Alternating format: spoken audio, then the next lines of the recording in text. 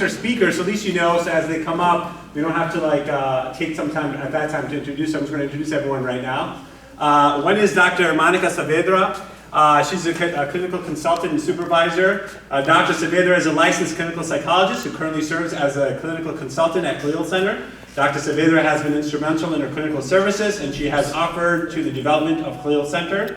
Dr. Saavedra received her doctorate of clinical psychology from Illinois School of Professional Psychology in 2005. She received her undergraduate degree in psychology from Loyola University in Chicago. She is currently the Assistant Director of Training at the Village of Hoffman Estates, Department of Health and Human Services.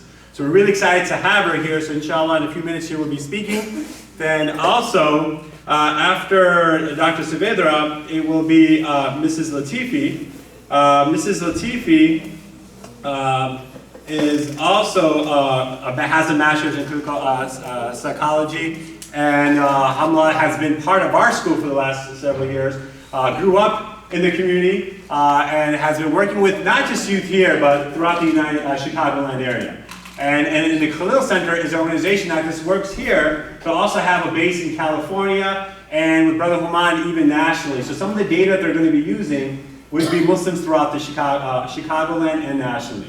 Just really quick, just to kind of get you guys going, there's one slide I just want you guys to show, and we're going to talk about number 3. All of us, we want you to remember, Allah subhanahu wa ta'ala reminds us that kids will be a test. And because there are tests, Allah subhanahu wa ta'ala reminds us through 4 prophets, and just want to remind all of us that all of us might be challenged. If Prophet Adam alayhi salam, one of his own sons, could be tempted to a point where he wants to go and kill him, and this is before TV, videos, and so on and so forth, you could see the challenges that could happen. Our Prophet Nuh alayhi salam, where his father was a prophet and told his son not for 10 years to send him to Sunday school and said, come on son, I sent you to a halakha. Hey, I even sent you to an Islamic school. What happened here? Not for 5 years, not for 10 years, not for 50 years. The scholars say that his son was 300 years old when the Great Flood happened. So this was enough time to kind of teach his son, I think you're kind of making a bad decision. And he kept on making dua for him until Allah told him not to. So one thing as parents we need to realize, never lose hope. So that's one thing I want you to realize. After you hear all this, don't be like, oh my God.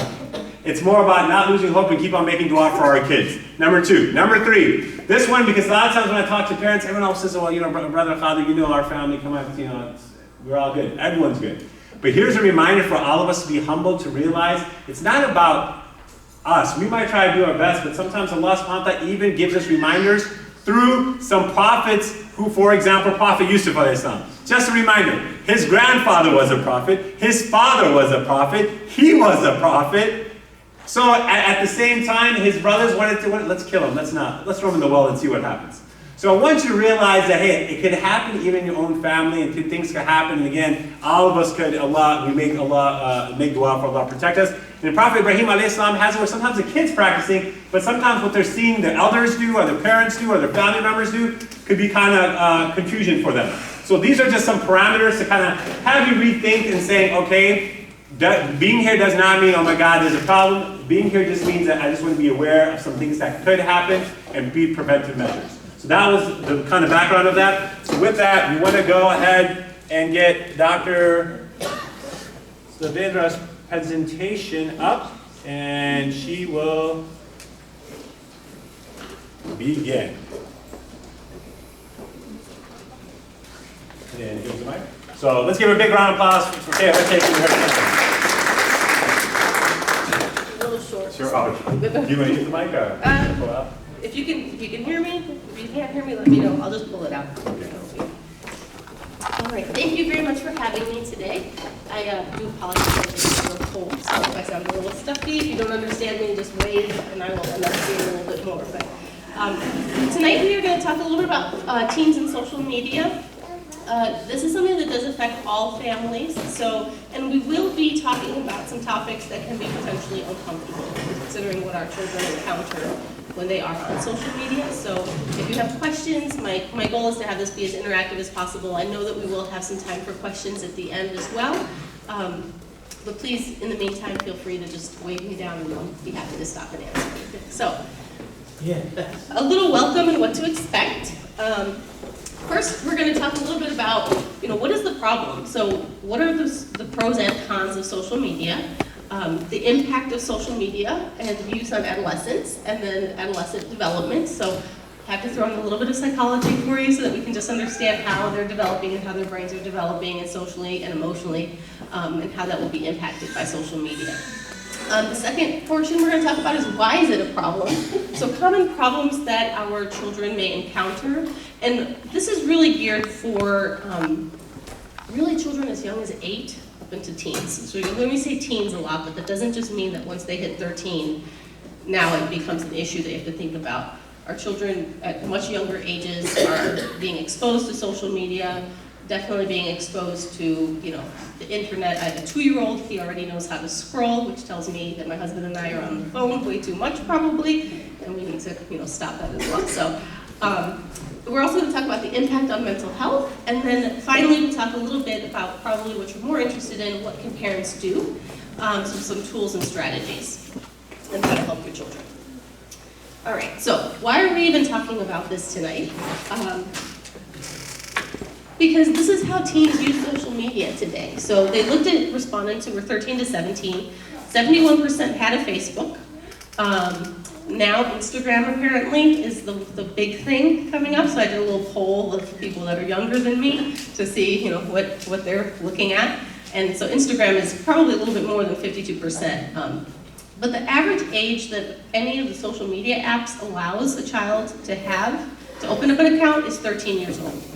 We know that there are children younger than 13 who have a Facebook account or who have an Instagram account because they just make up a different birthday and they make up a different name and they access it. Yeah, I see a lot of nods, so we know that this happens. And sometimes as parents, I know they even sort of set up accounts for children and, hopefully monitor them. But so this does impact those who are still under 13 years of age. The reason that most apps will say you have to be 13 is because there's a law that doesn't allow businesses to collect private data from anyone under the age of 13. But again, we know that children sometimes will be making up, they'll just change the year on their birthday. All right, so why talk about social media? Let me see if I can. All right, so 55% of teens have given out personal information to strangers. So some of these are a little bit scary when we think about them. This one probably is not a surprise that 12 to 17-year-olds text on average 167 texts per day. We know that, everyone's, we know, yep, constantly on the phone. One of my nieces had her, before we had smartphones and she had to press every button, the letters were completely worn off because of all the texting she had done. So, and I'm not gonna bother you too much with stats today, I just want a couple of them to put this in perspective, but this one's a big one. 70% of teens hide their online activity from their parents. So it is really important as parents that we start to find ways to monitor, to have conversations, to start opening up the dialogue with our kids about what it is they're looking at and what they're on. And then 32% of teens exchange videos on their phones. So, and this is in a variety of different type of apps that are coming out. The numbers are probably getting a little bit higher now because there's a lot of, kids are making YouTube videos, music, right, there's all sorts of types of videos that they are sharing, so. All right, so we'll go a little bit into pros and cons, so what's the problem? Social media in itself is not bad, right? It was designed for good purpose, it's designed to help people connect. The problem lies in the misuse of social media, and when social media is not monitored correctly for children and adolescents. So some of the pros are, we have different social communities. We sometimes have families that do not live in the same country, do not live in the same state. These are good ways for us to be able to connect. It's very useful for being able to get information out very quickly. It can be fun, right? I mean, I know everybody does these little Snapchat filters where they put, dog faces on them and flowers in their hair. And it's a great way to document big events that might happen, right? So, births, parties, things like that people really want to be able to share with other family members. Part of the risks, though, which we're going to talk a lot about tonight, are cyberbullying, which is a big one, and we'll be spending a lot of time on that tonight. I have a couple handouts for you guys to take home. Identity theft, overuse, and posts that are permanent. I think a lot of times our children don't realize that once you put something out there, it doesn't just disappear when you delete it. And so that's part of the conversation that's very important to start having. All right, so a couple more things on dangers and impacts. So cyberbullying, there's several different types of cyberbullying, and we'll be discussing that in a couple minutes. Embarrassing comments, images, messages, and videos, which oftentimes can lead to not just bullying, but it can also lead to low self-esteem. It's out there permanently. It can lead to a lot of gossip and teasing. Anonymity, and all of these are topics we're going to talk about a little bit too, but this is part of the danger is that a lot of things that are out there, you create a screen name, so you're not really doing this with your full name, right? I'm not posting under Monica Saavedra. I might be posting, under whatever, Noah's mom or something like that. And so people don't necessarily know who I am. And then people feel a lot of freedom to be able to sort of say or do things online that they wouldn't necessarily say or do, or that would be very out of character for them in person. So again, it speaks to the next one. You can say anything you want to anyone, and this is around the world, regarding race, religion, gender, sexual orientation, disability status. Oftentimes, it kind of becomes a breeding ground for a lot of cruelty. A very big one is inappropriate material can be sent. So Snapchat, I know Snapchat is another one that's very big. It seemed like it was going away, and then all of a sudden it made a big comeback.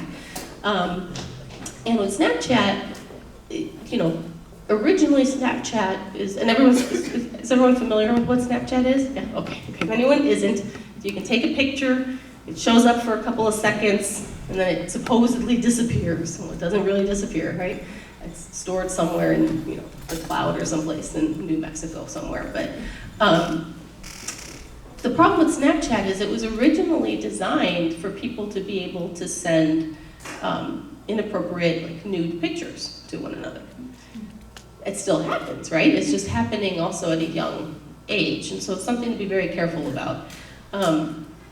So there are actually apps that were designed specifically for sending inappropriate material, and now are being used by our children for other purposes, but we have to take into account that this may also happen.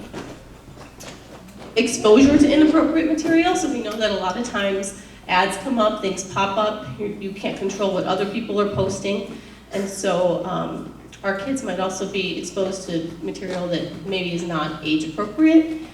We see a lot of issues that come up with being exposed to pornography, and then how that impacts the way that our children start to view relationships, women, having very skewed ideas about what's healthy and what isn't, or what's realistic or what isn't. And so as much as these topics might be uncomfortable for people to start talking with their children about, it's really important to start talking about them and seeing what they're exposed to. Consumes your life and becomes an obsession. So I'm not going to try to embarrass anyone, because I will admit I have done this. How many people wake up and check their phone? First thing, right? Yeah, whether you're checking the news or whether you're checking, the news, it sometimes becomes the first thing that we look at, and sometimes it becomes the last thing that we look at night, and oftentimes very much throughout the day. I love this lady up front who's admitting everything. It's great. I appreciate that. But it's true. We're all, we all do it. I found a picture, I didn't put it in this, of a family sitting around a table, and all of them were on some type of screen, right? We've seen that. Maybe we've done that. These are things that we have to think about, because once we start putting so much time into screen time, ourselves, letting our children do that, we're really missing this connection, and we're seeing a big loss in terms of how families are communicating. All right. Comparisons. So a lot of times we'll see in young kids, there are a lot of comparisons about, well, this person got more likes than I did on something. I posted a picture on Instagram. I didn't get as many likes. I don't have as many followers. How many friends do I have? And this starts to impact self-esteem as well. Again, self-esteem, anxiety, depression, withdrawal from relationships. So a lot of times, overuse of social media is starting to impact the way that our children are able to actually socialize and interact with other people. Of course, we are at school, there's an academic impact. So oftentimes we see, I work with a young man who's on social media quite a bit, and because of that, he doesn't do his homework, right? And it's a constant battle for his parents. They're, why can't you do your homework? Well, he's up till 2 o'clock on social media, right? He's up making YouTube videos. And so when we start seeing grades slipping, it's usually one of the first signs. Okay, something is going on, right? When you see something that starts to happen out of the norm for your child, that's when you want to start kind of looking into what is happening. And then one of the most serious dangers, and we will talk about this as well today, is suicide. So we know that there's a lot of, because of a lot of negative things that happen on social media, we are seeing an increase in young children and adolescents, attempting or completing suicide. I know a couple years back there was a lot of cyberbullying cases that were going on, and I think most of the children, it was like about 3 cases that happened in a row. I don't know if anyone remembers this. They were all about like 9 years old, and children that were hanging themselves because they had been bullied at school, and they weren't able to, they weren't seeking out help. They weren't letting their parents know what was happening. They weren't letting the school know what was happening. They were trying to handle it on their own, and they didn't have the type of emotional coping skills that they needed for that. But just a quick question: does anybody, in terms of age of children, anybody have 8 years old and younger? Okay, 8 to 12. Okay, so that's going to be the majority. 13 and up? Okay, perfect. I'm just asking so I can focus on which developmental stage we want to have that's relevant for you all. So this is just a quick little fun table on psychologist Erik Erikson, who talked a lot about psychosocial development. And so what he said basically was that as we progress through life, there's different tasks that we're supposed to fulfill, right, for our development. And each of these tasks increases in complexity as we get older. So we do a lot more work as adults sometimes than, as infants. But primarily, if you look at the blue one, is going to be sort of the grade school age, which is industry versus inferiority, which basically the task that our kids are working through is, can I do things? What can I achieve, right? And does that make me have value versus do I not feel good about myself because I'm not able to complete certain tasks, right? And I have another little graph that will explain this. When we get into more of the adolescent stage, we're looking at identity versus role confusion, which is who am I, right? Our kids are figuring out, who am I? What do I believe in? What do I want out of life? How do I connect with other people? So this is just a quick little stage. So you can see, like, for the 5 to 12-year-olds, really the big influence and the significant relationships are neighbors and school. With this said, a lot of times parents see this and they say, oh my gosh, I'm only really relevant until they're about 5 years old. That's not true. The influence of parents is so vital and important throughout your child's entire life. And I'm talking birth through adulthood.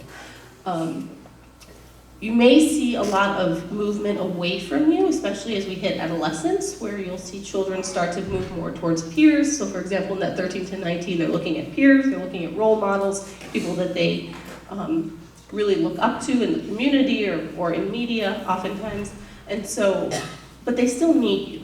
And that's why this conversation is so important in terms of social media. And you might say, you know what, this conversation, not my kid. My kid is, I know what's happening with them. I know what they're doing. They're a good kid. It doesn't mean that they're not a good kid if they get involved in things like this. Children are children. Adolescents are adolescents. And it's a very trying time, and it's a time of development and of trying out new things and really discovering who they are. And so oftentimes, the fact that they will be influenced by outside things is inevitable, right?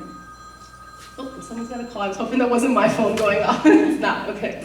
All right, so a little bit, I'm going to just go really briefly on brain development because I won't bore you on it, but the most important thing to take away from brain development is they talk about the prefrontal cortex in the brain and how it's sort of your executive brain. And it develops, it's not really developed at peak performance until young adulthood, which means like early 20s.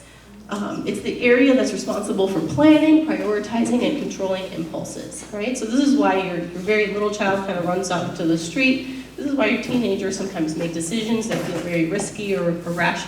Their brains are actually not fully developed yet. So it's one of the last brain regions to mature, usually in mid to late 20s.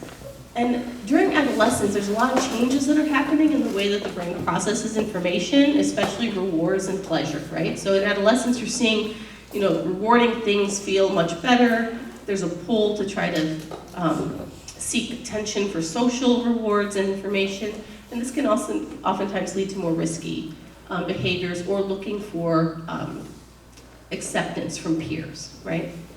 So they're going through this process biologically of processing pleasure, regulating impulses. Eventually this all comes together and it fits, right? And they become a really well-functioning adult. But during adolescence, this is why we might see a lot of sort of common mistakes in terms of what we call common sense mistakes as parents. And what were you thinking when you did that, right? What was going through your mind? Why would you make that decision? And oftentimes we hear, I don't know, I'm not sure. And they're really working through this. So it can also have a big effect on how parents understand their children. So it's important for parents to realize that teenagers might not be as good as adults at thinking ahead, envisioning future consequences of their actions, or resisting pressure from others, because they're kind of still moving for immediate reward. This doesn't mean it lets them off the hook, right? But it just gives you a biological way to still understand that oftentimes we also expect that our children will think through every single possible logical consequence, and this is where you come in, because having these conversations with them will help train them to start doing that, right? To start thinking about, well, what are some of the risks of, you having your Instagram account and posting this type of picture, right? This type of picture might be, well, you took a picture of yourself in front of our house, and the address is right there, and your location detection thing, I think it's called geo detection or something, is on. So now, everybody can find you, like within a block, right? People can find you, they know. And this is something, I didn't think about that, right? But this is one way, and we'll talk a little bit more about that, ways for you to be able to strategize and help talk to your children about ways to keep safe with that, because it happens quite a bit. There's a new app that I just heard of, which hopefully I'm not behind the game on this. It's called Make Me. And apparently it's very popular, especially with even as young as like 8-year-olds. And it's basically like a dare app. So people challenge each other to certain things. So I challenge you to, some of them are innocent, right? I challenge you to, do 5 jumping jacks or something. Other times, there's things that are more personal. Like I challenge you to talk about, who you like. Or I challenge you to the inappropriate, which we can all just imagine what that gets to, right? And children basically are posting videos and then they challenge one another. And we're seeing this a lot in grade schools. So it's something to be careful about. The other thing that I came across is, how many people here look at their kids' phones? Okay. Sometimes apps also, like the little icon, looks very innocent. So for example, there are some that look like a calculator, right? So I wouldn't know. I'm not, this is funny that, you're gonna say, why is she doing this presentation? I'm about to admit, I'm not the most tech-savvy person, right? And so, but when I heard that, I was like, I would never have thought that. I would have never thought to click and open and see if it's actually a calculator versus an app that's for maybe making videos and sending it, or something that could possibly be inappropriate. All right, so social media in the brain. So social media actually triggers dopamine in the brain, which is, dopamine makes us feel really good usually. One of the important things to think about is that in terms of when we have face-to-face conversation, 30% of the communication, excuse me, I'm about to cough. Apologies. 30% of that face-to-face communication is communicating about our own experience, right? 80% when we're on social media is about our experience. So when children are on social media, 80% is all about them, right? Which is, according to the brain, it's feeling really good. That can become very addictive, right? We want to talk about ourselves. People are liking us. People are giving us thumbs up, little hearts. It feels really good. Social media helps the body produce adrenaline, speeds up the process of addiction. So actually, I was thinking about it. It's almost like when people go and gamble on the slot machines, right? They're just putting it in and sort of getting this feedback kind of randomly, and it's very similar to what our kids are experiencing on social media. So the need for constantly being connected really produces kind of increasingly shorter attention spans. So yeah, I see nods. We're seeing some of this happen, right? It's very hard. All of a sudden you're having a conversation with your tween, and in the middle of it, it's like, huh, right? And you're like, oh, okay, could we, just 15 minutes of your time. But it's this need to constantly be checking, right? Oh my gosh, my phone is going off. Did I just get, someone just liked something, or I just posted something. I want to see every couple minutes how many people are liking it. And I'm sure we've experienced this. How many people here have their own social media accounts of some type? Okay, right? So sometimes we'll post a picture, and I'm sure that, I've done it. I want to check and be like, who liked that? So who liked it versus who loved it? Because those are my real friends who loved it, but those who just liked it. And it becomes very addictive. You spend the whole day doing that all of a sudden. So these are things to be, careful about and mindful with our kids. So why is it a problem, right? This is where we're going to get into a little bit more of the somewhat uncomfortable, scary stuff, okay? So stick with me. If you have questions, just let me know. Or if you have your own experiences that, or things that you maybe are like, oh, I've heard of this, please feel free to share. The best way for us to learn about this is by talking to one another. So if you're like, I heard about this app that does this, it's a great way to start the conversation because they're coming out so quickly that sometimes we just, it's hard to keep up with everything that's out there. So the first one is common problems that our children will face with social media is, obviously the biggest one is they encounter quite a bit of drama, right? And by drama, I mean getting preoccupied with sort of the drama that happens on social media. Who said what about whom? It starts to interfere with their functioning, it starts to interfere with their schooling, it starts to interfere with how they are at home and how connected they are. It can lead to gossip, right? Which we know that gossip can be incredibly dangerous, and we'll talk about that a few slides forward. Because I know on our marketing there was a little bit of talk about that new show, 13 Reasons Why, so we'll be touching on that as well. The next one is oversharing. So again, our children, their brains aren't fully developed. They don't really necessarily think through the process of, oh, if I give all this information, this is just someone who wants to know about me. This is my friend. This is how we become friends, right? They learn about where I live. They learn about my family. They learn about what I like. But people don't necessarily think about the fact of sharing too much information deliberately or accidentally. So again, pictures with addresses on it. Information about, oh yeah, well, I live here by this intersection by the CVS, and all of a sudden someone can put that together. Because also, our kids aren't thinking about who they're talking to online might not be who they're actually talking to online. The next one is age-inappropriate content. So, explicit material, again, being exposed to things like pornography, pictures that shouldn't be going around. Unfortunately, kids sext, it happens. One of my clients that came in, who's 7th grader, came in because mom found out that was happening, and that was not okay, right? It was dangerous. There are legal ramifications about pictures being distributed, and so, and it was just at a level that was not appropriate for the way that she wanted to raise him, or just for a child in general.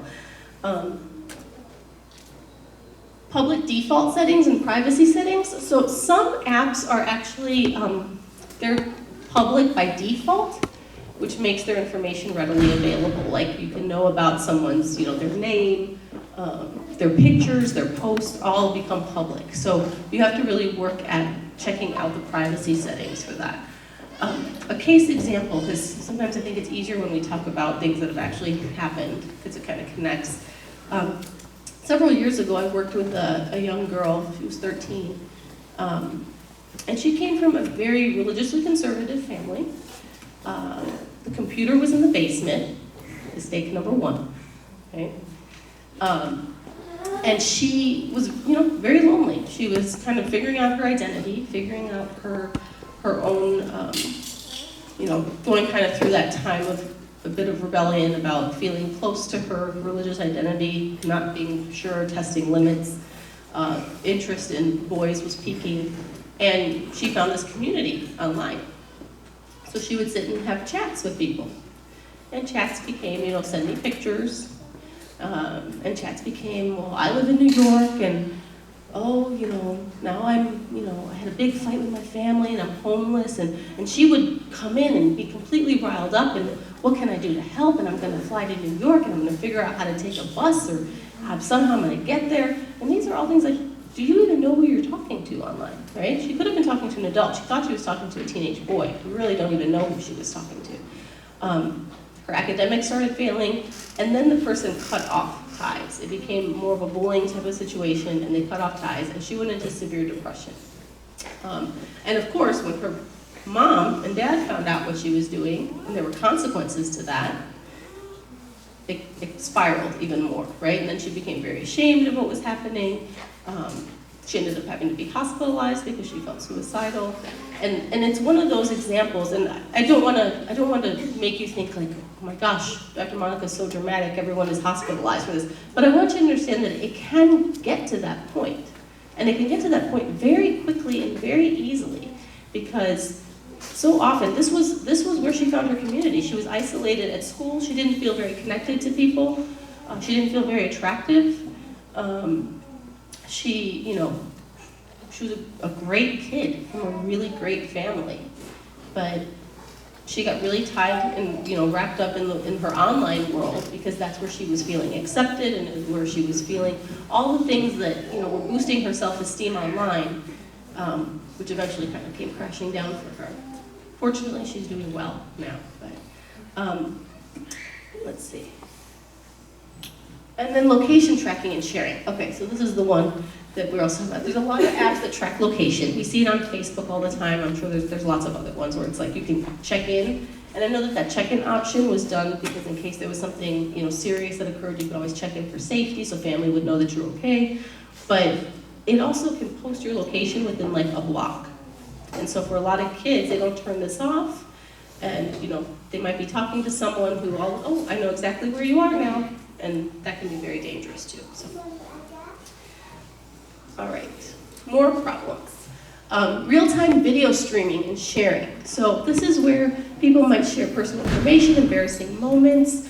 A lot of times we don't realize that these are on there forever. A lot of employers are now checking social media to, when you get older. A lot of schools are checking social media to see sort of what's posted on there.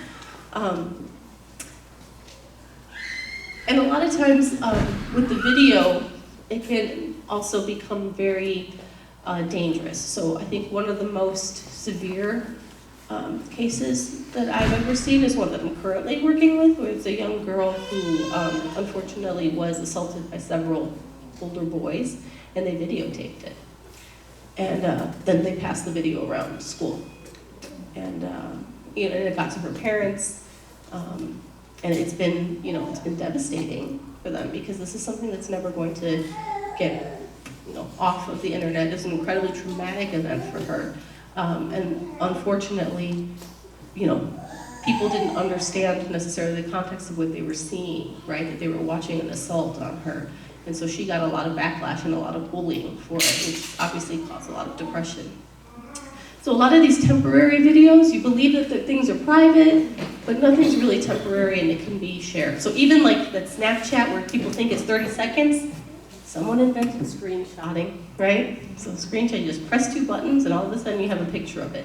And it's very important that we start talking to our kids about these things can happen, so they need to start really being careful about what they might be posting on there.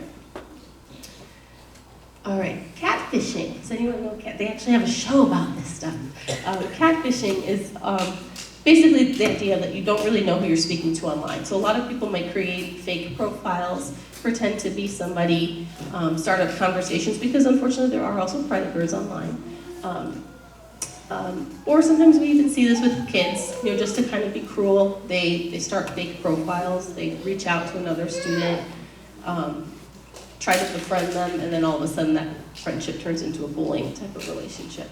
I think a couple years ago there was actually a really big case where a young girl also had been bullied really bad, and they found out it was a mother who had created a fake account pretending to be a young man. Yes, you remember that one, right? And I believe, unfortunately, that one also had a very sad ending with the young girl committing suicide. And when they did all the research, they found out it was a mom of one of her classmates who decided it would be funny to start a fake account as a young man and pretend to have a romantic interest in this little girl, and then, really start bullying. And it's incredibly, you're right, I heard stick up here. Yeah, and unfortunately, these are things that, these conversations, as much as they sound distressing to have, there's always an age-appropriate way to have these with our kids.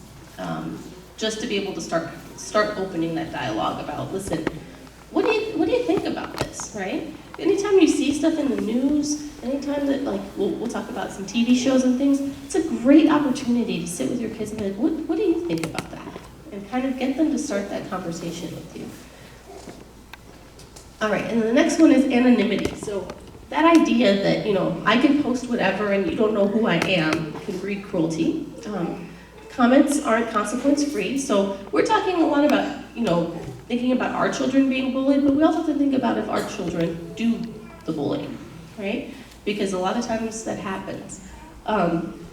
They may share private or painful or sensitive material. A lot of times because of that sense of anonymity, people feel that they can talk about things that maybe they haven't shared with others before.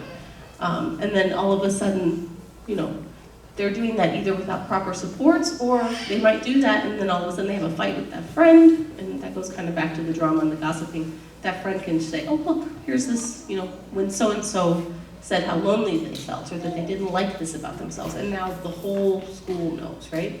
Becomes public information. So we're gonna talk a little bit about cyberbullying and take some time on that. Basically, just put a little definition there for you. The average, I thought this was crazy, the average cyberbullying starts at age 9. So that's why I was asking you all what ages you have. That's very, very young. It's very young. It's younger than they're allowed to technically have the social media, right? But with texting and with everything, we're seeing this happening. So there's 5 types of cyberbullying, which you would think one would be enough as a general, but there are actually 5 types. One is called, and I have handouts for you on this, so feel free, you don't need to memorize them or anything, but the first one is called flaming, which is basically just intense, angry arguments, right, that are carried out over text or social media. So name calling, saying negative things, posting negative things. There's harassment, which is basically putting out embarrassing or hurtful messages aimed at an individual or at a group. Again, anonymity comes up as a form of cyberbullying, where it's any form of harassment or threats that's done by an anonymous entity. So they might use a blocked phone number and text someone. They might do different screen names. Masquerading, which is similar to the idea of catfishing, where a cyberbully makes themselves appear to be someone else. And then outing, which is basically the public sharing of personal information. So what I was talking about, like I might share, I'm really struggling at home. I'm having a hard time. I've been fighting with my mom a lot. And I share that with my best friend. And then we get into a fight and my best friend posts that, or posts private information about my family, or something some conversation that we had, or which can obviously be very detrimental to kids. So some common problems and consequences, just to give you a little bit of, those are very small, so I'm going to I have this one for you guys that I will be sharing with you. But just to give you a couple of the stats around it. Basically, you can see the percentages of how many kids have like a Facebook account. 92.6% of kids have one. A lot of times the parents do not realize, like 2/3 of kids say that they have been bullied, but they're really not reporting that to parents a lot. So that's why the dialogue is really important, because sometimes we also think, we tell our kids, you can come and tell me anything, right? And that's a great message to give them, but sometimes we also need to follow up. And you are the expert on your children, so you know when something is off with them. And that's when you need to kind of be checking in with them as well. So the impact on mental health. I'm going to go a little fast so we can save some time for Q&A too. Increased stress. So stress affects the mind, the body, your emotions, and your behavior in lots of different ways. Sometimes we don't see, people kind of think depression looks like the commercials where, you're sad and there's a little cloud that's following you. It doesn't look like that. Sometimes depression in adolescence can look like anger or irritability. So we see that a lot. So all of a sudden, your very mild-mannered child becomes very angry, having outbursts. That might be a sign of depression. It could possibly be. A lot of times you'll see like headaches, stomach aches. All of a sudden, they don't feel good. They don't want to go to school. It's a good time to start asking what's happening. Decreases in self-esteem, obviously. So in terms of few short stats for you, like 1 in 5 teenage girls will experience depression before they reach adulthood. You'll also see increases in anxiety or self-injury. So one study showed that 3 in 4 kids don't know who to turn to when talking about self-injury, right? And that 1/3 of parents said that they would not seek professional help if their child was self-injured. They would try to keep it within the home. That's actually very potentially dangerous, right? They're very uncomfortable conversations, but really important conversations to start having with our kids. And so we're seeing an increase in self-harm, hospitalizations, and so really it's very important to start having those conversations as well. And then of course there's suicidal ideation and attempts. So those also increase usually, if 7 in 10 kids believe that they're not good enough, we see that a lot of kids are either contemplating or actually trying to commit suicide as well. And oftentimes it has to do with social media, right? So people who use social media are 2.7 times more likely to be depressed than those that don't use it as often.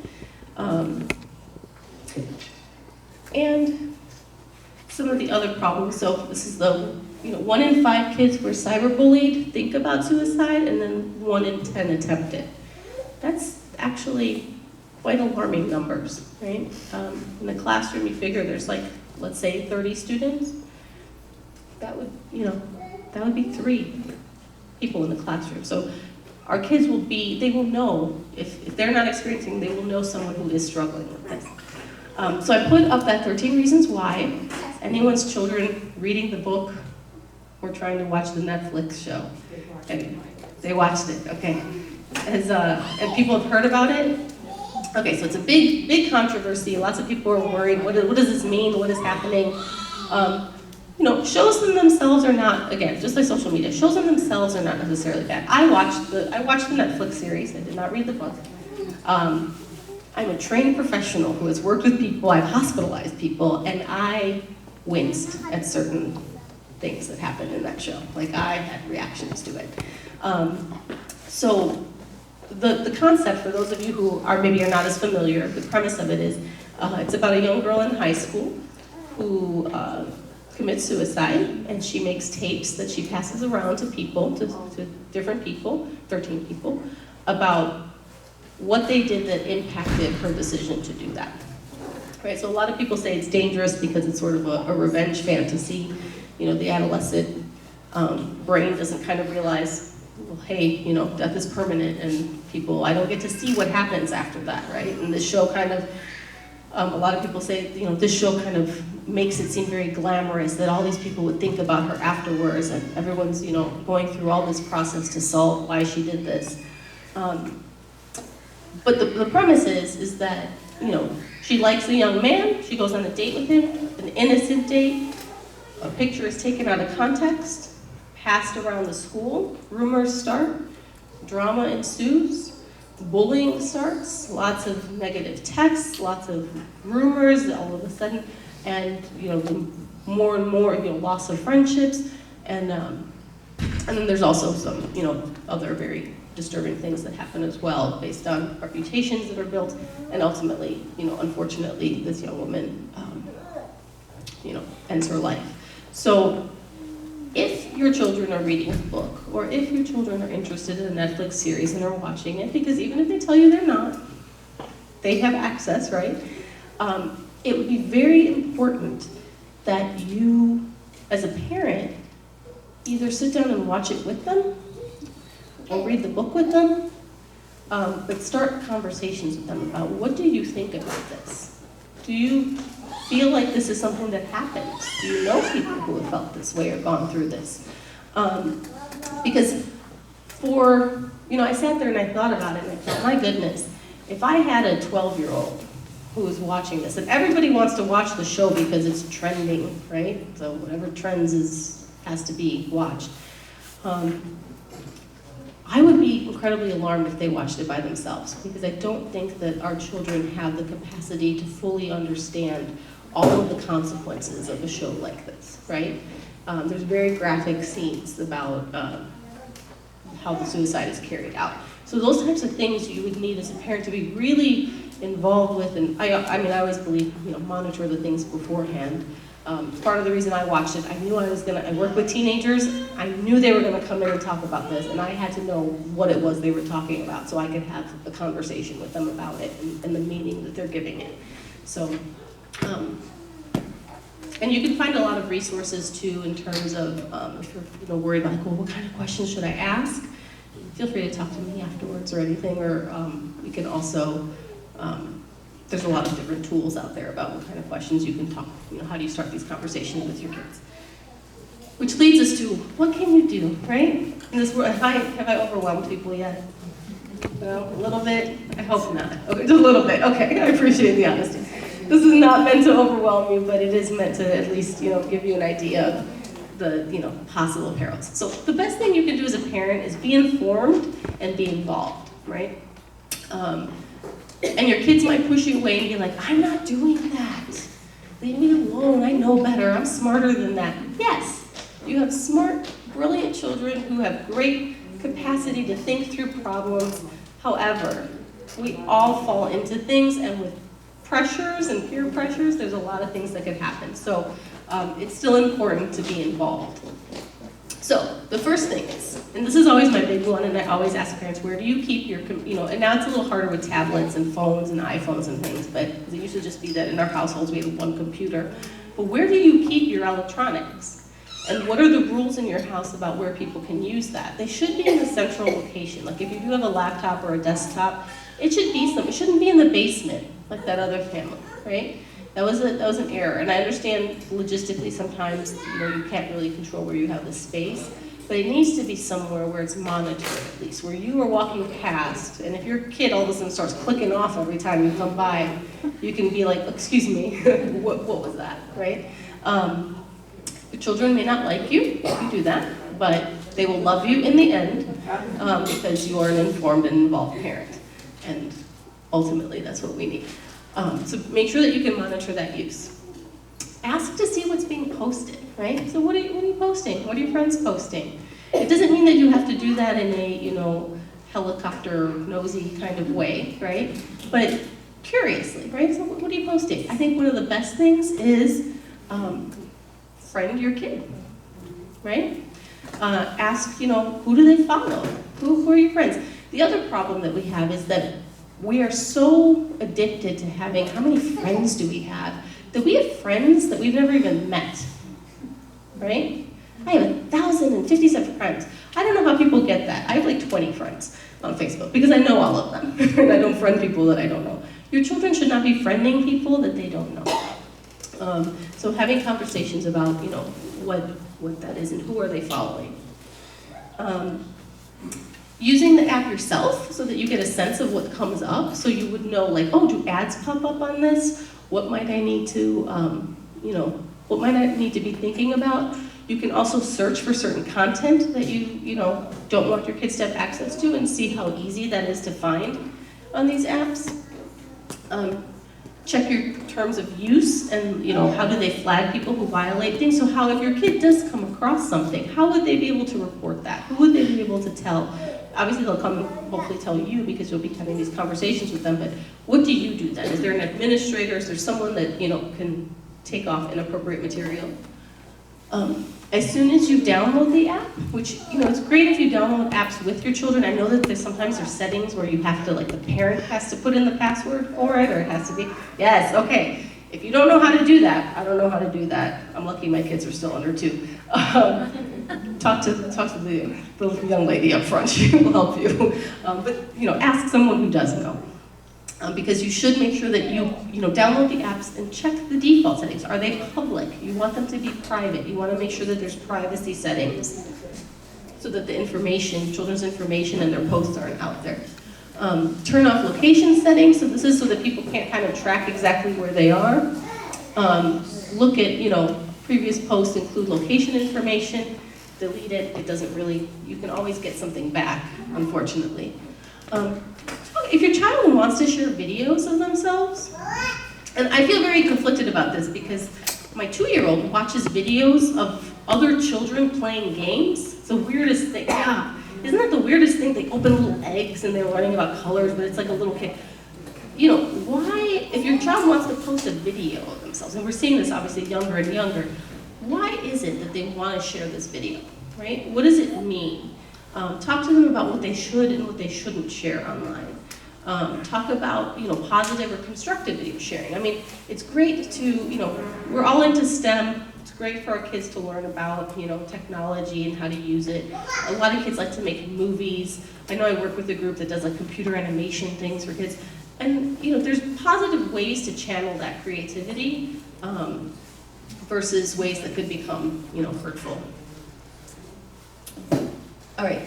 Let your child know that anything that they send is not really temporary. It's easy for others to share what they've sent out.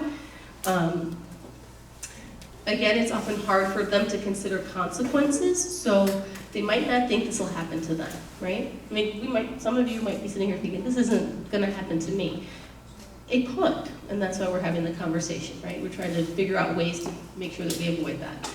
Talk to your child about the academic or legal consequences for inappropriate online activity. Make sure that they understand the risks involved and how to block or report other users. If your kid is experiencing cyberbullying, it'd be really important to make sure that you bring in the appropriate people. So that's something that's happening at school. Talk to your school administrators, talk to a teacher, talk to a counselor. Somebody that you trust that can kind of lead you in the right direction. I'm sure there's policies about it. So make sure that you know what the policies are so that you can best support. If your child doesn't feel connected, but they also don't want to talk to you about the problem, right? Find a way that they can, have opportunities to share with other safe and trusted people. It doesn't necessarily have to be online. And then ask around and pay attention to what parents, teachers, and other kids are saying. So if you hear, oh, so-and-so, yeah, this rumor is going on around about them. I mean, this is part of where social media can isolate us, right? It's supposed to create a community, and sometimes it does when used appropriately, but otherwise it can isolate. And so this is the point where we need to really be a community in terms of, if you hear something, being able to talk to other parents about it or to talk to your child about it as well. All right, just a couple more and we're almost done. Ask questions. So, do you have a Facebook account? Ask your 8-year-old, right? If they're like, no, versus like, no, or what's Facebook? Do your friends have it? What kind of social media are you guys using? You go on it, right? If you get your child a phone, you are the parent. You get to set the limits and the parameters about how that phone is used.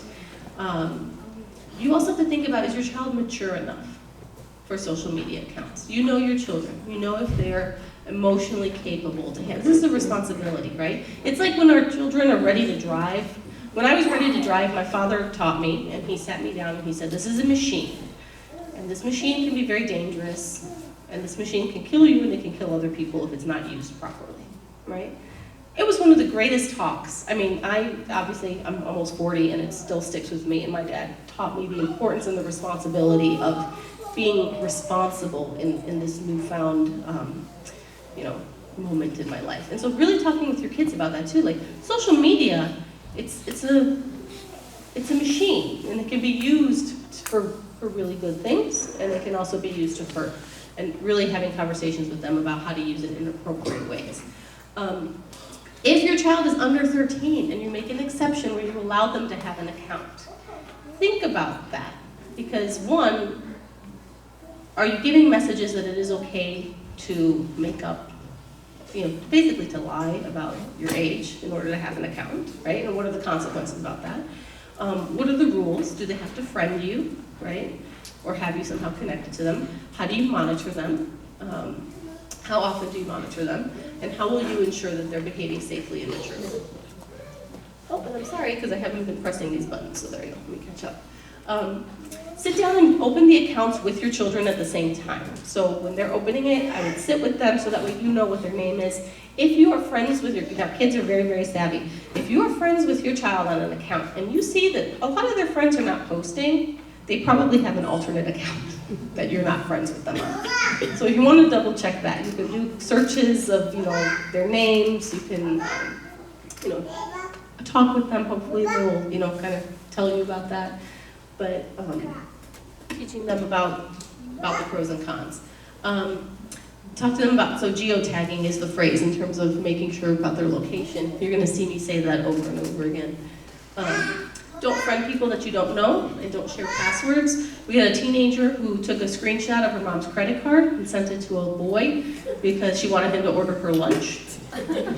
He has ordered lunch and several PlayStations and a lot of other things that the mom is now dealing with and was not happy about. So again, she didn't think it was an issue. She thought, this is my friend, I can trust him. He's gonna order me lunch. I just take this picture of my mom's debit card, not realizing you don't really know this person very well. So,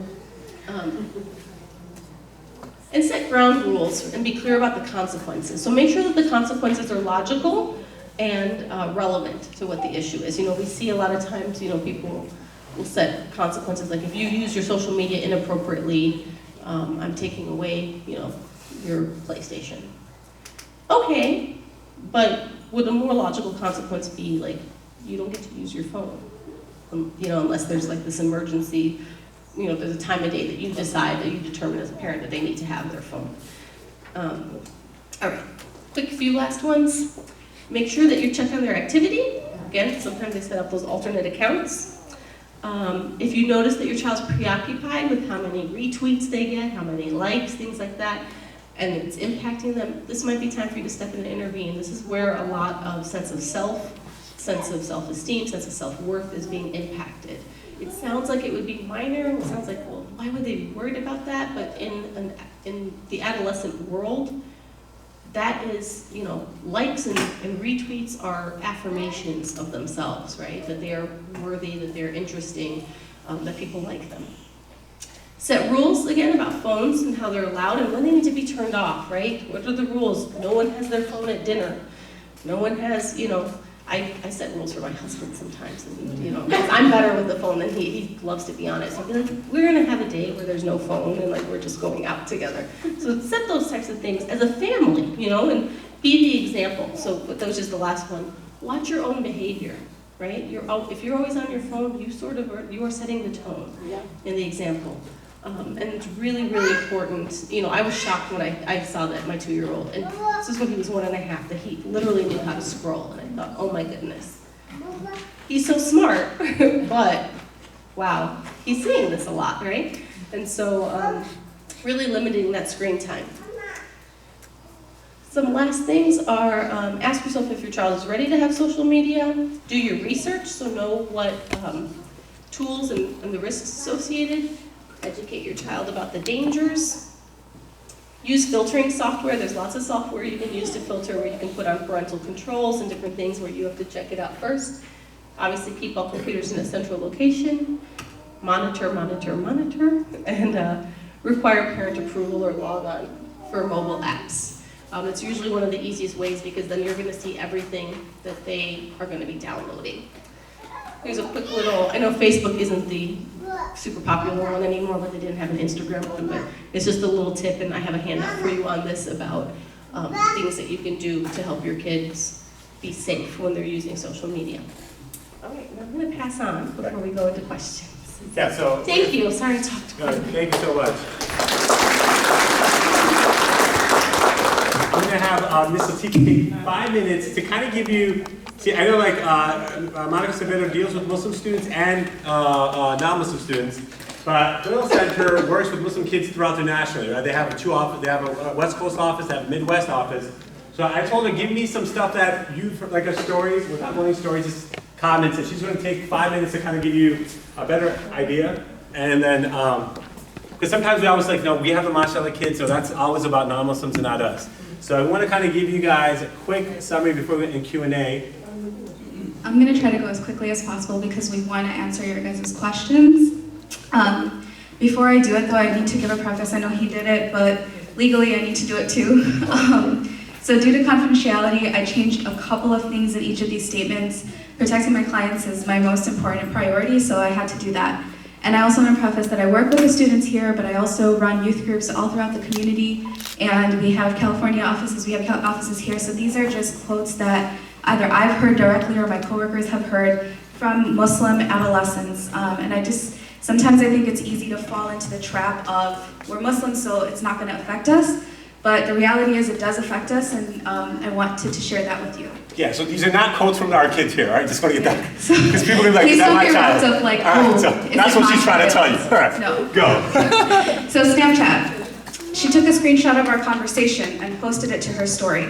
People from school started messaging me and calling me names for what I said to her. I was just trying to give her some advice for her own good. Now everyone at school hates me. Instagram. And to explain Snapchat real quick, you can screenshot and you can post it to your story and everybody sees that for 24 hours. And people screenshot that, and then people screenshot that. So just to give you an idea of how quickly information can spread. Instagram, she tagged me in a picture, indirectly saying I looked like trash. We had an entire argument in the comments and we all called each other bad names. A lot of my friends and her friends got involved. I felt gross and humiliated after. The world sees those comments, by the way, not just friends, everybody. Google Hangouts. I got blocked from every group. First, he started swearing at me and told me I was stupid. Then, they all made a bet and blocked me from every group, and he got paid for blocking me. Why do they all hate me? YouTube. It was easy to find. I was watching clips of a show on YouTube on my phone. I went from one video to the next, and I found those, as in pornographic videos. My parents were in the living room. They just thought I was watching my own show. Snapchat. He told me I was pretty. I liked hearing that. So when he asked me to send him pictures of myself, I thought, why not? He loves me, and it's not like he can save them or show anyone. I sent him pics without a top on. He took a screenshot and showed his friends. Google Hangouts and then transferring to FaceTime. We were talking in a group chat. I asked her if she would talk to me privately. She did. Then I said we should FaceTime. She said she wasn't dressed right. I said, even better, let's do this. These are comments actually from our school. So Ms. Bassett and I did a no technology challenge with the houses for middle school. And I got 5 submissions, by the way, for that challenge. So 5 students tried to go a weekend without technology out of our 150 plus students. And those 5 students are students who already don't have phones. So I still give them the points, but it was very easy for them to do it. The reason why, the worst punishment would be if they took my phone away. I can't live without it. It drives me crazy not to check my iPad. I mean, these are very strong words if you think about it. Like, you can't go 2 minutes without checking your phone. If you can't check your iPad or you can't go on Snapchat, it's horrifying. You lose your streak. These are problems. Some names to look for.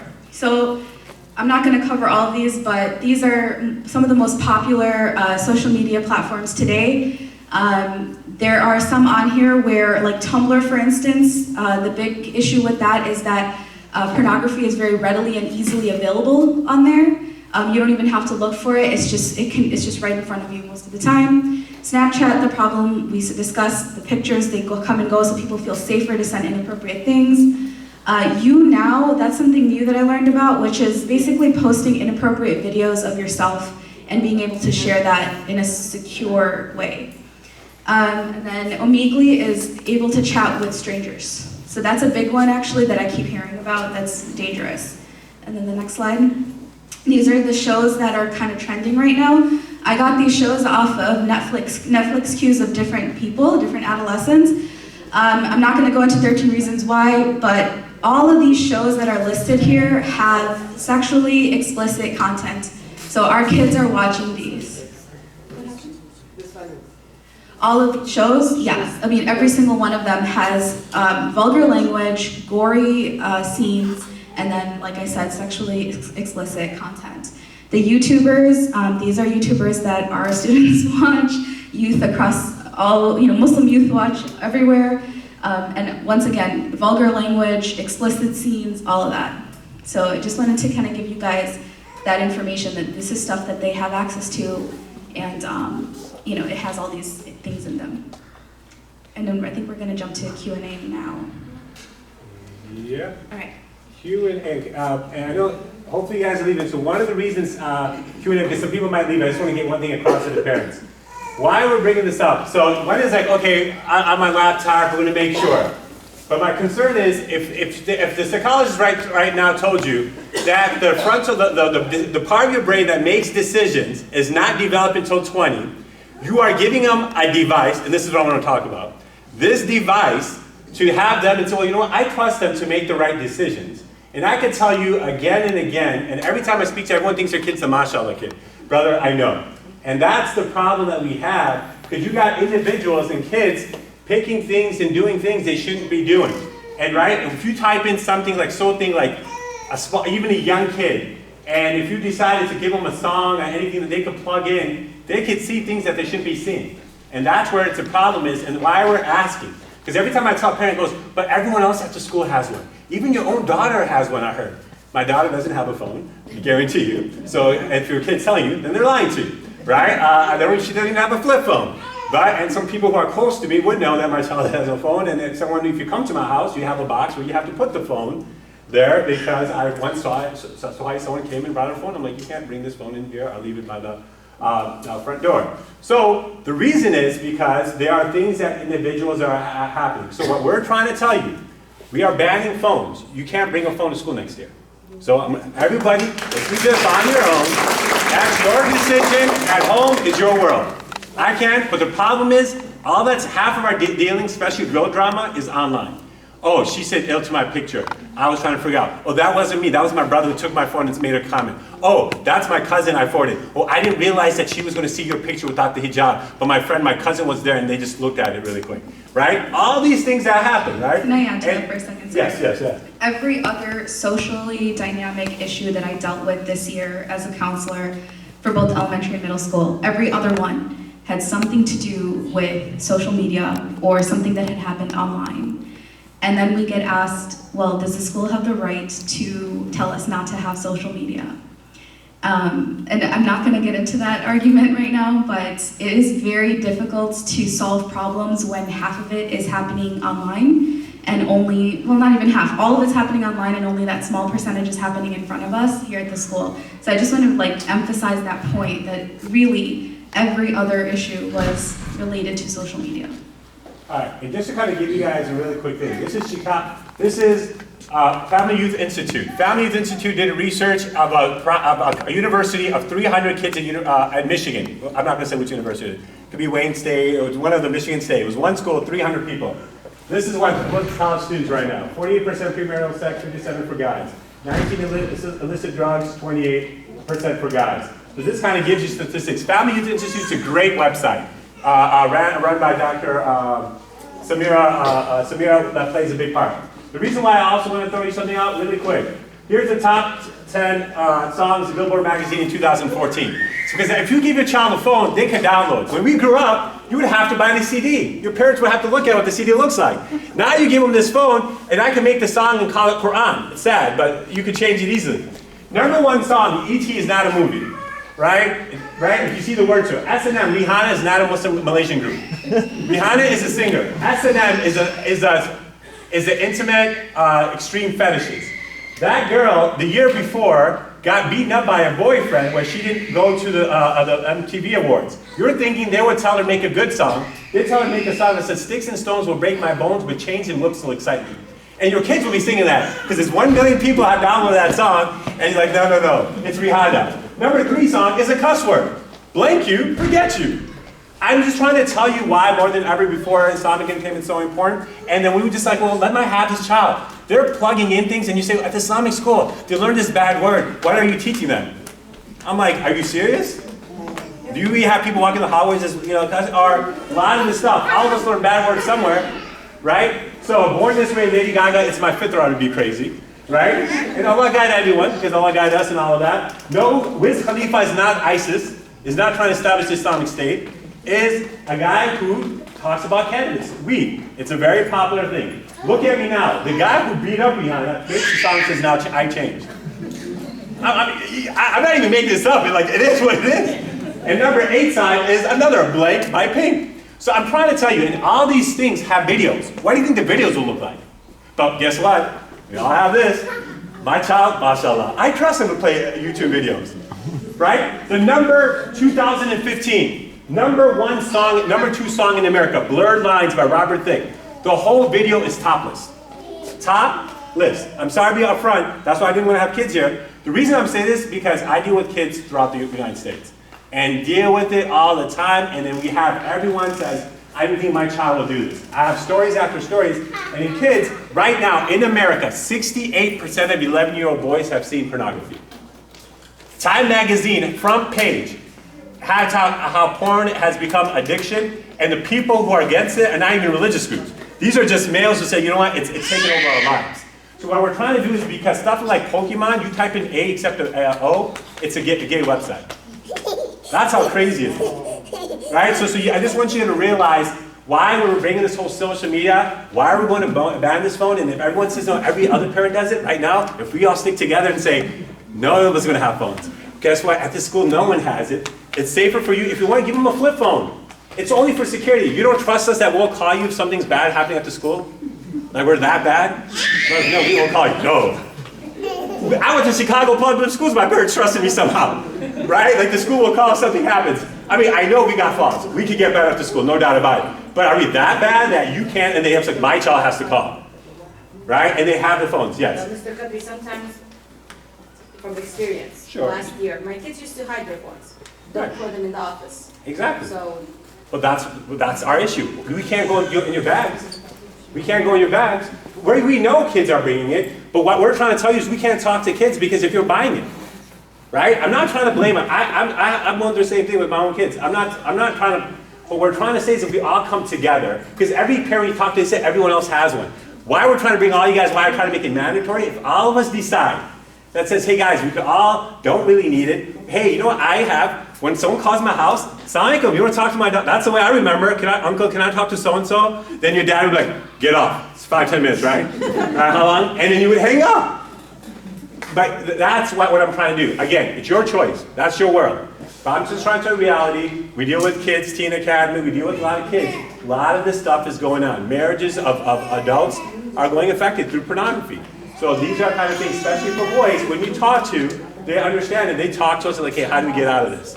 So all it is that no one's to blame. All of our kids, all of us, we make dua that Allah protect. And that's why I started with this slide. Prophets' kids were challenged. All our kids, and I include my own kid. I'm not saying I have the answers. I'm saying, can we all work together?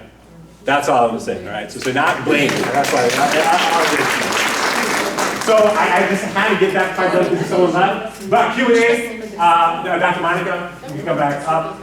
If anyone has questions, I can walk around and give the mic so everyone can hear the question.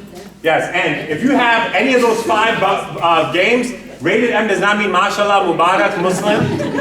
All right? It's mature, 18 and over. Grand Theft Auto, another one called Overdrive, no, Auto Drive, is a new one. But in that game, you could cuss, swear, pimp, go to gentleman's club, be intimate with someone on the opposite gender. Please, and that one. And Black Ops, oh, it's just shooting. But what's the problem with Black Ops? You're an American government, guess which countries you go to? In that game, you could go to Pakistan and shoot people at that. You could go to Middle East with thobes on, and now the military uses this as a practice thing. So I just wanted to realize why are my kids always excited about fighting all the time? Things that have that. Just kind of keep these things in mind. The Q&A. Does anyone have any questions? Oh, everyone agrees, no sweat. So how do you deal with, so if your kids don't have social media? How do you deal with the bullying that happens because you're out of it? Like your parents can't trust you enough that you would have a phone, or why aren't you trustworthy? So how do you deal with that section of it, that if you don't have it, the in-person bullying about it, that you don't have it because you're not trustworthy?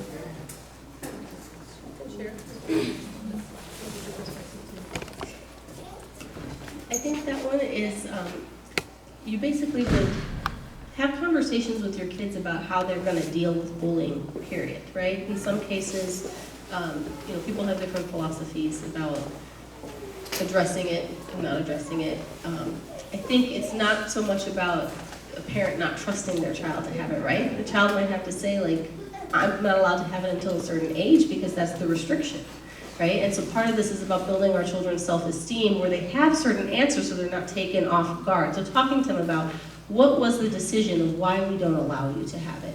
Because your child might think, is it that you don't trust me?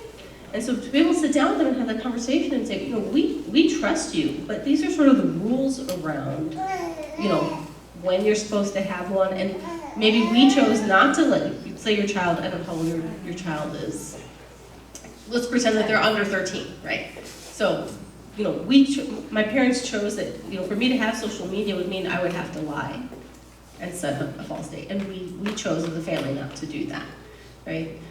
So making sure that you're talking with them about the logistics of why you're not doing it so that they also have some responses. And that they can also come and talk to you about, like, listen, this is, this is what kids are telling me, this is what, but you want to give them something sort of in their, backpack, their psychological backpack of a way to be able to respond that's appropriate, but also doesn't impact their self-esteem.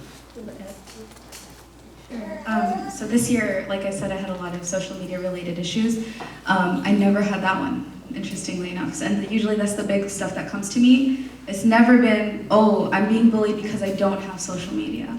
In fact, there were several girls that came to me and said, thank God I don't have it because they saw what was going on with their classmates. So, alhamdulillah, I think that, it's very rare to have that. I also, majority, I can say, of the students that we have here are very resilient in that they can stand up and be like, you know what, I don't need it. Or even if in the inside they feel like they want it or they feel like they're being picked on, they will stand up for themselves. And I've seen that with my own eyes. That's right. So here's the situation. I think typically the discussion with a kid, and as you asked about the age range, I pretty much have one in every age range. So when you talk to them, it's like a sermon that the impact lasts for like 20-25 minutes. As they're listening, you can see the tears coming out, the most sensitive, like the cat left out in the rain kind of a scene. And the moment they walk away, it's like the teacher just left the classroom. And next morning, the same, you can see the energy in their face, they're wording that, you know what, this friend of mine, for some reason, his parents love him the most because he has everything and he gets everything and he carries this much cash with him and stuff like that. No, but that's okay. You don't want to. And downstream, this is not just now. I'm talking about even 30 years back. I brought this question home that how come he has an SUV and I know you can buy one, why don't you get one? Things were different back then, but the idea is that the kind of peer pressure they get, my understanding is that sooner or later that kind of even pulls them more farther away from it, that, for whatever reason, you are one miser dad, and you just don't want to get it from. So that's where it's kind of who to talk to, who to reach out to, and I like the ideas. The point is that how long are we going to keep it isolated? Because the conversation I've seen, it only lasts for that duration while you're having that. You give them every comfort. Myself, my wife, we have heard, you gain all kinds of trust that this is what we're willing to do for you, this is what we have done for you, and this is by far what we want to do for you. But it just, next thing you know, boom, it just, weekend comes, so can I have my 20 minutes now? And then it just goes.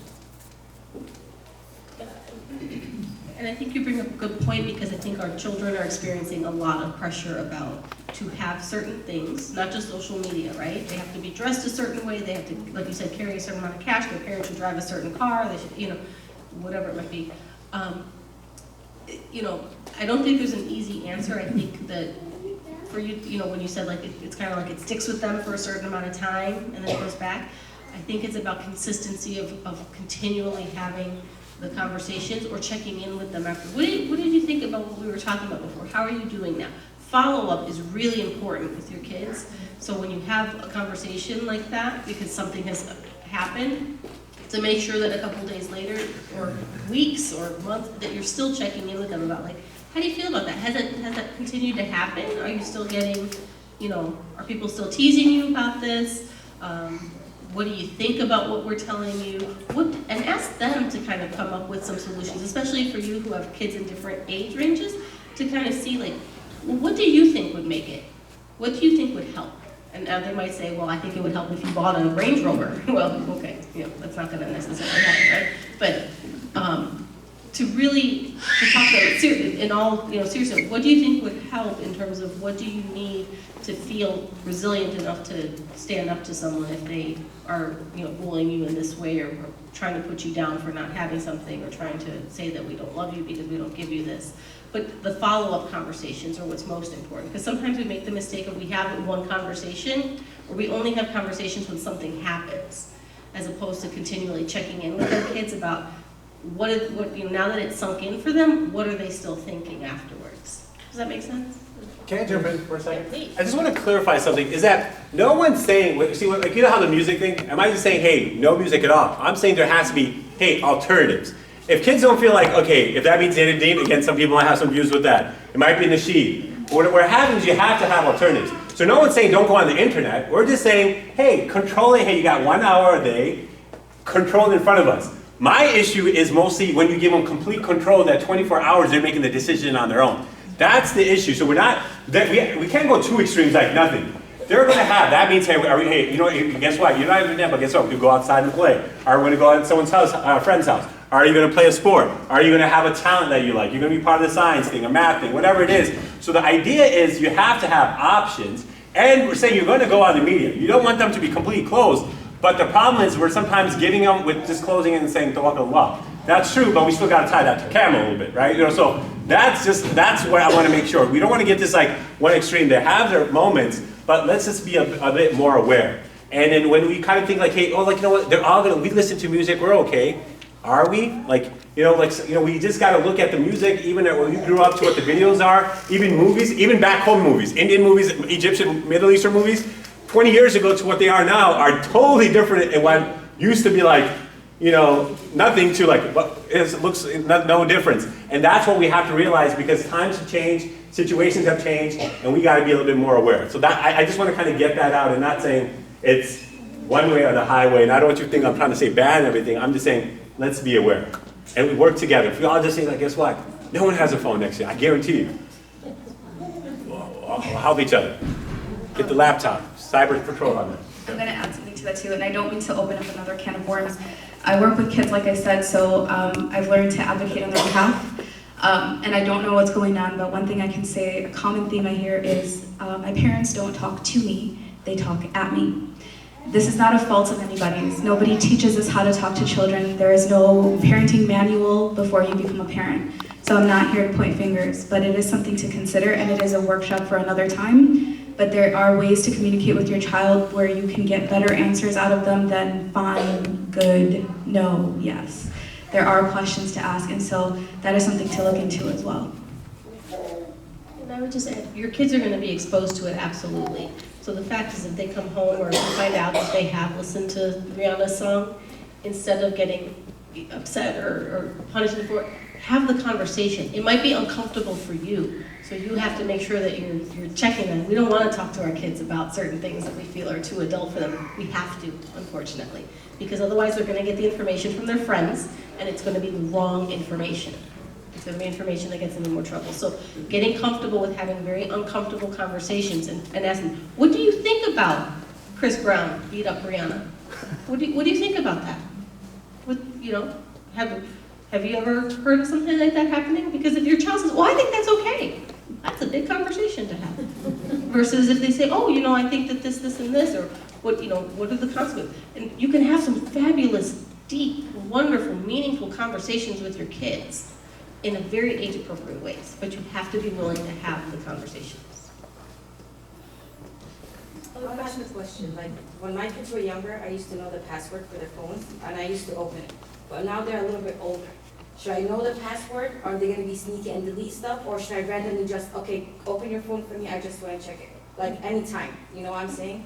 Because like if they know I know their password, maybe they're gonna do a conversation, then delete the conversation. But if they know I don't know the password and randomly I go in her room, okay, give me your phone, I just wanna check what you're doing today or who you're talking to, or what do you think? What happens is they wipe out everything before they get home. No, at No, I'm home. just It's saying- true. At home. They're prepared. Because my daughter, she always talks to her friends at Right. home, Right. texting and You, stuff. you want to monitor, but you want to monitor in a way that also teaches them, I trust you. I trust you, and that, respectful, right? You can't just be like, give me your phone because, No, not like that. right. Randomly, like, oh, what are you doing? Yeah, what are you doing? Let me see, right? And you should have a conversation with them like, hey, this is going to be expected if you're going to have a phone, right?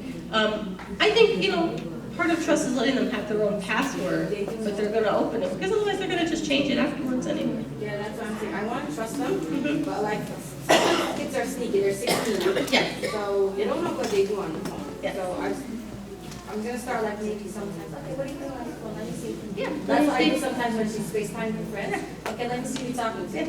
She gets embarrassed. Oh, Moms go away. especially have this great, like, oh, what's that? Moms get away with it a little easier than dads sometimes. Just want to share something, 2 different experiments that I've done, is that small mind is full of energy, and so much energy that I at least didn't know that's so powerful. They can take you up at any time to any task. So I have attempted days when I came home and I acted like a senior citizen, I didn't have time for them, so take care of your homework first, get this done. And I heard my older son, kind of complaining to my wife, saying that, you know what, you're not allowing me to play. When I go to dad, he'll ask me, show me A, B, C, D, E, and by the time it will be bedtime. On the contrary, when I made sure before coming home I had a cup of coffee and try playing with them, and I can exhaust them as much as I can. Because what I'm understanding or relating is that social media importance is what makes you feel special in different flavors. Parents may not be able to do all that 100%, but when you get yourself off the couch and start playing with them, I can guarantee you my youngest one, well, now the second youngest, he has the best evenings when my wife also joins in playing around sports at home. I mean, it's a non-stop freestyle, but they're so exhausted by 8, 8:30, 9 o'clock. I don't remember those nights anybody asking for phone, like where it is, or what can I do, can I check, one last thing. So that is something that I've experimented myself multiple nights, and every time the result has been the same. I love, because the most important part of that is you took the time to, whether or not you're trying to just exhaust the kid, you took the time to have a relationship with them. Your teenager's gonna tell you, I don't wanna hang out with you, you're not cool anymore, I wanna talk to my friends. It doesn't matter. They still need you. Part of their independence is moving towards peers, but they still need you as a base, and they still need you to be involved and interested in their lives. Interested, meaning a genuine, interest, wanting to learn about them. Not so much about, trying to get a record on them, but what you're talking about, of taking, the energy and the time to have quality time with them. Very wonderful. So if you are strict with your children and you're not allowing them without things to themselves, and for example, like that movie, you don't feel comfortable, you don't want them to watch it, but a lot of their friends watch them. Like if you deprive them from the things that their friends are doing at school, would that have like psychological effect on them later? It depends on how you're explaining it to them, right? So it's about having a conversation of like, the reason that we don't want you to watch this is because we feel it has content that right now is not age appropriate for you, right? Because it does, it's very explicit in many different things. But that's what it is, like my friends are watching, the parents are allowing them, that's what you get constantly. Right, right. You always, and part of it sometimes is, well, that maybe was a decision for their house, right? Now, I always say, you also watch it privately yourself first, if that's what it takes. Don't watch it with your kids the first time. See it, make your own judgments about it, right? If I had a 16-year-old, maybe I would sit and watch it with them and have, like, if they were mature, and we could have a dialogue about the, but would I allow my 8, 9, 12-year-old? It's a pretty serious, that one that we talk about, it's a pretty graphic and serious issues that come up. So. But maybe I would then encourage you instead to have a conversation with them about, like, so how does it make, what are you feeling? What meaning do you give to the fact that we don't allow you to do this in the that they did, right? Are they telling you it's because you don't love me? Well, that's not true, right? Versus, I think there was a question in the back before. So, because prayer is going to be happening here, so what I'm going to do is let anyone who has any extra questions, they can speak to Dr. Saavedra right after this. But I just want to first thank you so much for taking your time and I want to thank all of you guys for taking your time also. Ramadan's coming. We ask that you make dua for the school, make dua for all of our kids. Allah protect all of us, our own families, inshallah, so that we have the best in this world, inshallah, and the best in the hereafter. So if there's any other questions, but again, there'll be a new policy, so that's what we were trying to get the 5th graders at schools, that at least phones, any kinds of phones, will not be at the school. If they are, they're going to be confiscated. So we're just trying to give everyone a heads up for next year. So that way you don't have to buy a summer Eid gift a phone. All right? If you want to get a flip phone, you can still keep it for your other specific things. You know, you can get one for $12.99 whenever it's needed. 5 phone calls, mom, dad, dadi, nana, 911. All right, that's all you need. So Allah protect you. Thank you so much for your time, and then you can speak to the doctor.